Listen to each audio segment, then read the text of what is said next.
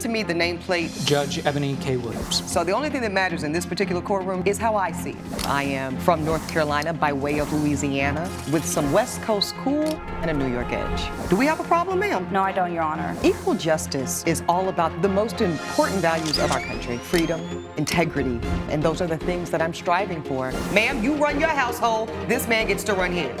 I decided to become an attorney and pursue the law. I wanted to be a voice for the voiceless. This court cannot hold this woman accountable. People from all sectors of life, black, white, purple, gay, straight, queer, and that's what equal justice with Judge Eboni K. Williams is all about. Derek and Rachel Barnes claim they got stuck with a lavish hotel bill after their former friend bailed on a group trip at the last minute. Alyssa Egan says she didn't go because Mr. Barnes made a pass at her the night before. Okay, Derek and Rachel Barnes here as plaintiff and Alyssa Egan as the defendant. Mr. Barnes, I'll start with you. Why are we here today? Thank you, Your Honor. So the three of us decided we were going to take a vacation last month. It's my wife's 30th birthday, so we thought we'd go to Nashville, Tennessee, and we were all going to split a room. Alyssa insisted that we split it down the middle, and we pay for a more expensive room than I would have liked, and Alyssa hasn't paid her half. So we are suing her, asking for that money back. Okay, and do you have anything to add to that, Mrs. Barnes?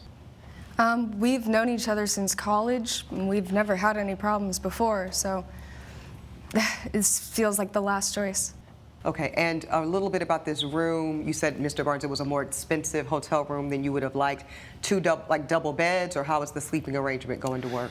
It is a two-bedroom suite. Ah. Yeah, so we would take one room, Okay. Alyssa would take the other room, but we're close friends. Okay. We're close friends, so we've gone on a couple trips before in the last couple years, and This has never been a problem didn't previously? seem like it would be a problem. Okay. What's your side of this, Alyssa? Well, I didn't go on the trip, Your Honor. So the night before we were supposed to leave, there was a birthday party for Rachel, and yeah, I went to the bathroom to fix my lipstick, and Derek came in and made me feel uncomfortable. I thought he was gonna come talk to me about the trip. Yeah. And he came and he grabbed me from my waist and started kissing on my neck. She's lying, Your Honor. That's not how it happened. Wow. Oh, okay. Go ahead. Very uncomfortable. You know, I went home. I didn't go on the trip, and I told them I had food poisoning so that I could gather my thoughts in order to tell her the truth. But she doesn't believe me, so now we're here. Okay, so I do want to hear from you, Mr. Barnes, and you as well, Mrs. Barnes, but let's get a couple facts, Alyssa. So you're in the bathroom fixing your lipstick. You're saying the plaintiff came in and put his arms around your waist? Yes. And kissed your neck? Did I hear that correctly? Okay. Anything like this ever happened before? I mean, there's been comments about oh, you look very beautiful today, or he'll touch my waist, or there's been the occasional booty smack, but that's it. The occasional booty smack. We've been friends for years. We've been friends for years. Ma'am, I've been friends with Mr. Bailiff here for years. There's never been a booty smack. Okay, but well, never. Yeah. never. Okay, Oh, Mr. Barnes, let's get your side of this. You denying this, saying this has never happened? Never happened. We did talk the night of the party before we left to the trip. Were you two alone in this bathroom scene? Yeah, so she showed up about 30 minutes late to the party, and I noticed that she went into our room, which I thought was a little strange. So then I followed her in there, maybe she was upset, maybe wanted to check on her. Did you touch her, Mr. Barnes, when you checked on her? It looked like she was upset, so I did give her a hug. Okay. But she wasn't feeling that, so then she stormed out. And, it was a really long hug. It was touchy hug. And had he normally been, is that the nature of your relationship, Mr. Barnes? Do you normally? I hug her every time I see her. Okay, you do. And normally, does she receive it well? Yeah. Okay. Yeah, we're good friends. Okay. Mrs. Barnes, your take on this. Have you seen your husband and your friend, former friend, I guess, embracing before? Has it seemed unusual to you? How does this read to you? Hugs are normal. I mean, Okay. that's how people greet each other, especially longtime friends since college. And we've always trusted each other. We've gone on trips. Do you So- believe your friend here today? No, I do not. Why? My husband is a loyal, faithful man, and he's never done anything like this. And no friend has ever reported anything like this back to you before? No, and because she didn't come to me with this initially, when it first happened, it's just very hard to believe. Coming up on Equal Justice. I'm trying to get a sense, Alyssa, as to how much warning they had to make another plan around the accommodations. Oh, I didn't tell them, actually. Oh, you no-showed. And later, I just felt like it was hurting my pride a little to have to take a handout like that, but he really insisted and said that he would teach me on the job and help me find my way, and within only a couple months, he fired me. this is Equal Justice. Equal Justice is back with the case of Derek and Rachel Barnes, who brought Alyssa Egan to court after she bailed on their vacation. You're asking Derek and Rachel Barnes for $946.30, which is the full cost of the room? Or the cost or the portion? That was her portion. That's her portion. That's half of the total cost. So you want to do her share that she did not pay because she did not come on the trip? Correct. Okay, and do you have any evidence to prove that this was an outstanding debt? Yes, we have a copy of our text messages when we agreed on that arrangement. Thank you, sir. Okay. So let's see what we have here.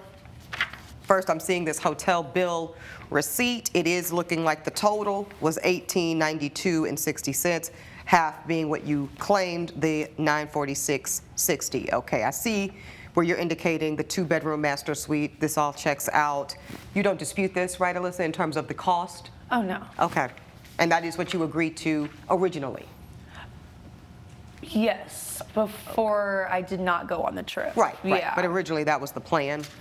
Okay, and when exactly did you communicate to them that they weren't going to see you at the airport or on this trip? I'm trying to get a sense, Alyssa, as to how much warning they had to make another plan around the accommodations. Oh, I didn't tell them, actually. Oh, you no-showed? Yeah. Oh. But they saw me leaving the house. Okay, okay, but now we're getting to the nitty-gritty here. Okay, so you no-showed.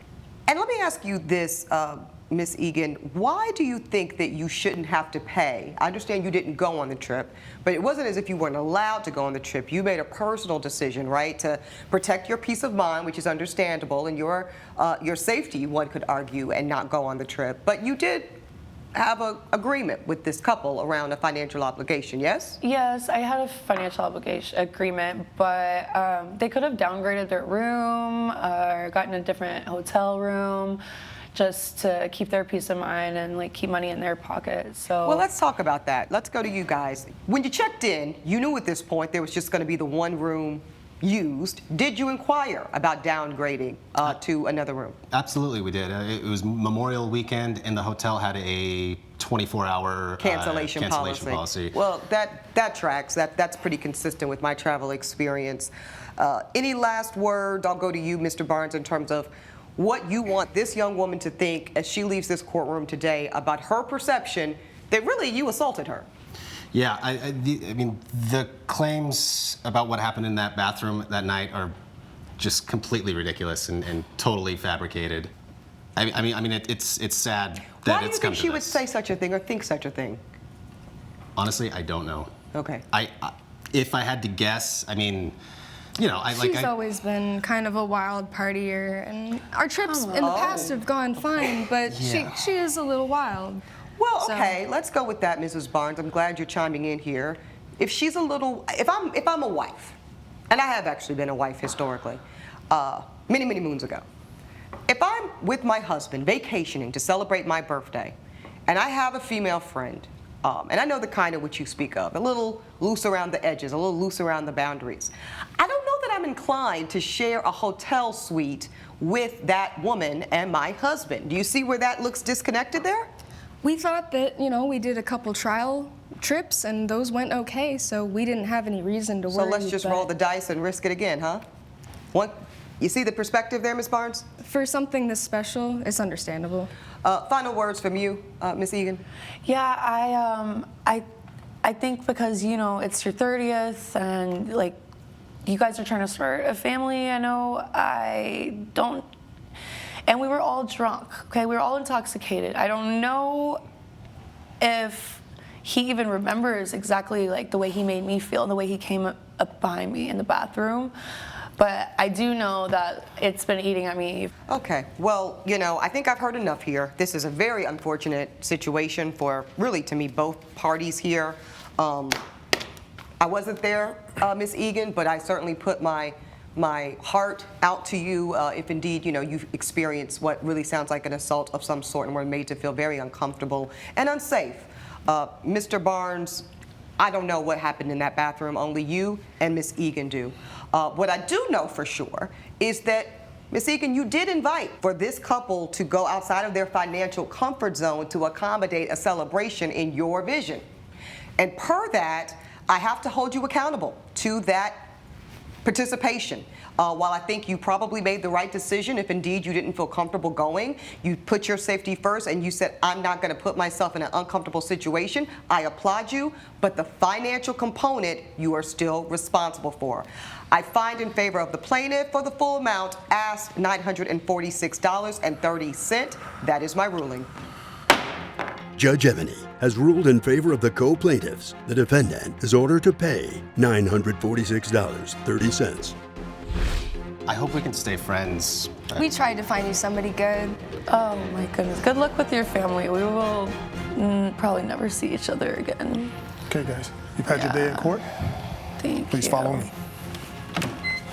Coming up on Equal Justice.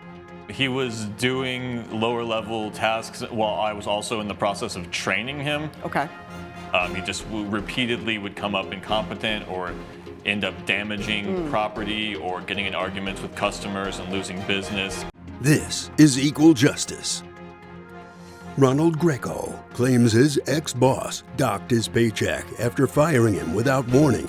Dennis Petrov says he shouldn't have to pay a red cent since Mr. Greco caused a lot of damage to his auto shop. Okay, I see we've got plaintiff here, Ronald Greco. Yes, Your Honor. Okay, and defendant Dennis Petrov. Yes, Your Honor. Excellent. Okay, Mr. Greco, why are we here today? I'm suing my former employer, Mr. Petrov, for withholding $600 from my final paycheck after he fired me with pretty much no warning. What kind of business did you work for Mr. Petrov? It was an auto shop, Petrov's Auto.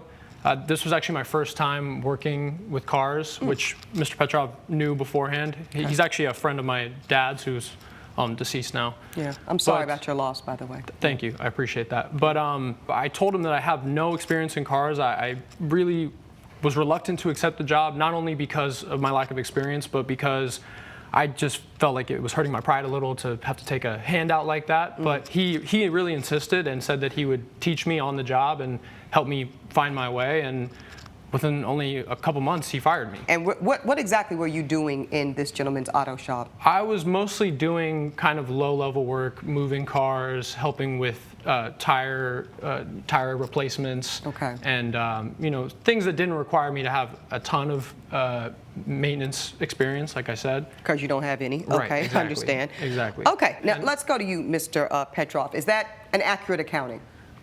He was doing lower level tasks while I was also in the process of training him. Okay. He just repeatedly would come up incompetent or end up damaging property or getting in arguments with customers and losing business.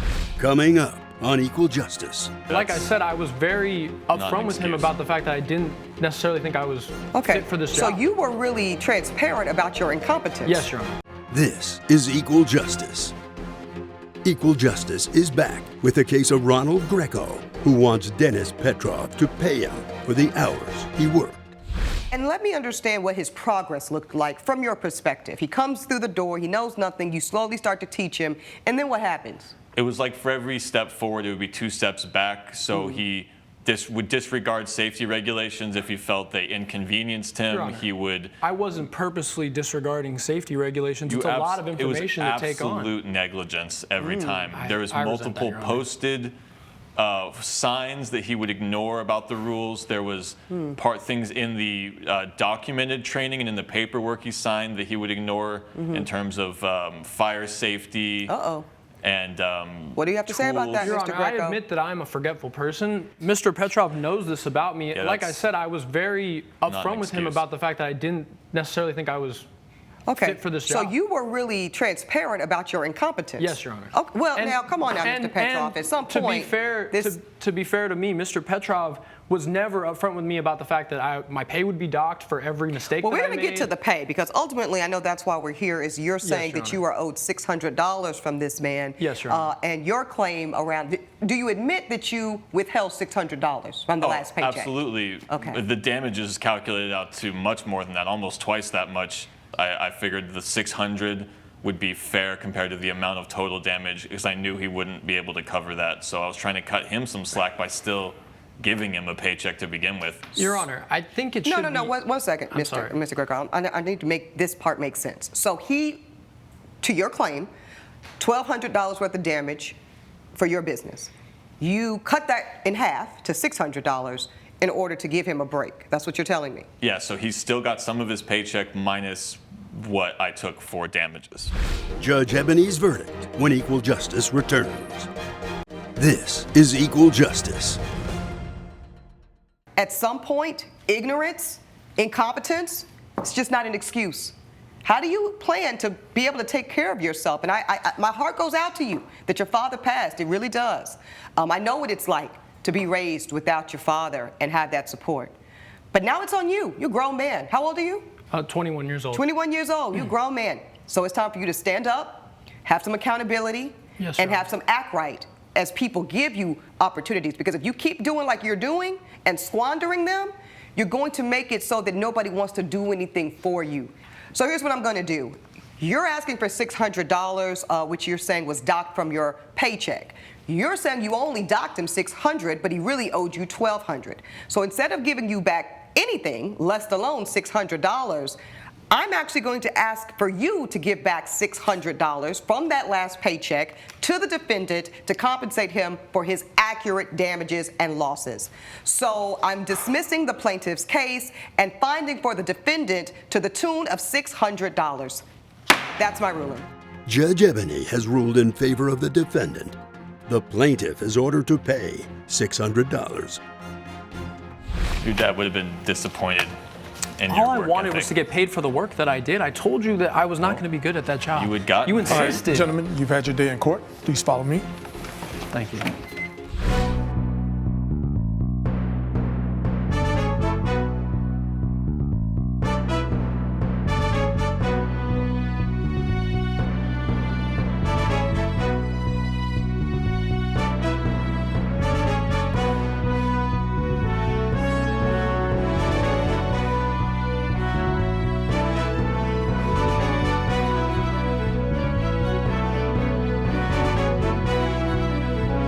This has been a production of Allen Media Group.